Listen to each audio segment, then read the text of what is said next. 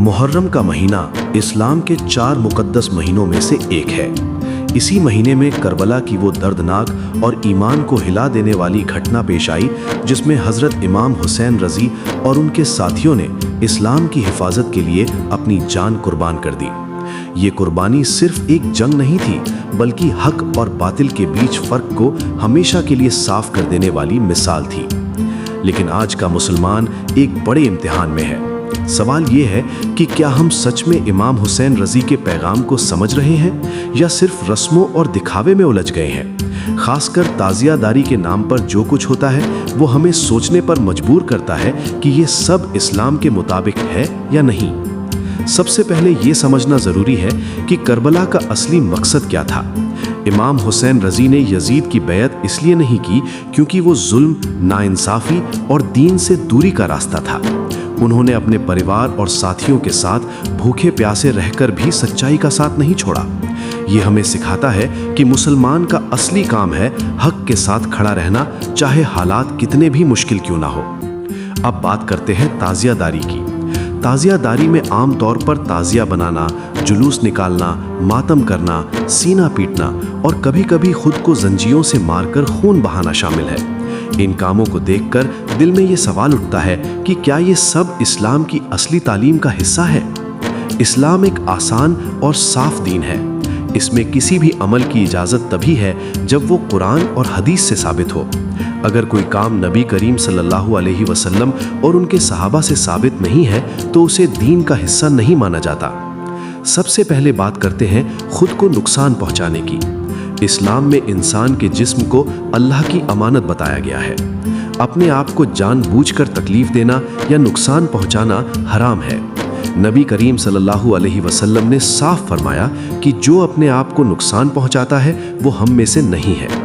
ऐसे में मातम करना, सीना पीटना या जंजीरों से खुद को जख्मी करना इस्लाम की तालीम के खिलाफ है। दूसरी बात ताज़िया बनाने की है। ताज़िया असल में करबला की कब्र की नकल के तौर पर बनाया जाता है और उसे सजाकर जुलूस में घुमाया जाता है। लेकिन नबी, सहाबा या शुरुआती मुसलमानों ने कभी ऐसा नहीं किया, इसलिए इसे दीन में नई चीज़ यानी बिदअत माना जाता है। तीसरी बात जुलूसों में होने वाले शोर शराबे की है। इस्लाम सादगी और शांति पसंद करता है। ढोल नगाड़े बजाना, जोर जोर से चिल्लाना और दिखावा करना दीन की रूह के खिलाफ है। इबादत का मकसद अल्लाह को राजी करना होता है, ना कि लोगों को दिखाना। एक और अहम बात औरतों का बिना पर्दे के बाहर निकलना है।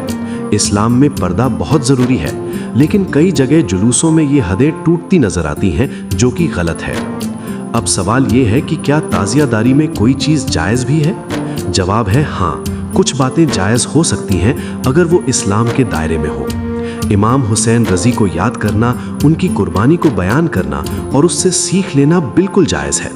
अगर करबला की कहानी सही तरीके से बिना झूठ और बढ़ा चढ़ाकर सुनाई जाए और लोगों को दीन की तरफ बुलाया जाए तो ये एक अच्छा काम है। इसी तरह मुहर्रम के महीने में इबादत करना बहुत अफजल है। खासकर 9 और 10 मुहर्रम का रोज़ा रखना सुन्नत है। नमाज पढ़ना, कुरान की तिलावत करना, दुआ करना और गरीबों की मदद करना, ये सब वो काम है जो अल्लाह को पसंद है। लेकिन अफसोस की बात यह है कि आज हम इन असली कामों को छोड़कर रस्मों में उलझ गए हैं। हम समझते हैं कि सिर्फ जुलूस निकालना और मातम करना ही इमाम हुसैन रज़ी से मोहब्बत का सबूत है, जबकि हकीकत इससे बिल्कुल अलग है। सोचिए, अगर आज इमाम हुसैन रज़ी हमारे बीच होते तो क्या वो इस बात से खुश होते कि लोग नमाज छोड़कर मातम कर रहे हैं, या वो खुश होते जब लोग उनके बताए रास्ते पर चलकर अपने ईमान को मजबूत करते? असली मोहब्बत ये नहीं है कि हम सिर्फ रो लें, बल्कि असली मोहब्बत ये है कि हम उनकी ज़िंदगी से सीख लें। उन्होंने सब्र सिखाया, उन्होंने अल्लाह पर भरोसा सिखाया, उन्होंने सच्चाई के लिए खड़े रहना सिखाया। आज ज़रूरत इस बात की है कि हम अपने आप से सवाल करें, क्या हम सच में उनके रास्ते पर चल रहे हैं? क्या हमारी ज़िंदगी में नमाज की अहमियत है? क्या हम गुनाहों से बचने की कोशिश कर रहे हैं? अगर जवाब ना में है तो हमें अपनी ज़िंदगी बदलने की ज़रूरत है। मुहर्रम हमें एक मौका देता है कि हम अपने ईमान को मजबूत करें। हम ये तय करें कि अब हम सिर्फ रस्मों में नहीं उलझेंगे, बल्कि दीन को समझकर उस पर अमल करेंगे। हमें चाहिए कि हम 5 वक्त की नमाज पाबंदी से पढ़ें, कुरान को समझें, अपने किरदार को बेहतर बनाएं और लोगों के साथ अच्छा बर्ताव करें। यही असली इस्लाम है, यही करबला का पैगाम है। अंत में यही कहना है कि ताजियादारी में जो चीज़ें इस्लाम के खिलाफ हैं उन्हें छोड़ देना चाहिए और जो चीज़ें दीन के मुताबिक हैं उन्हें अपनाना चाहिए।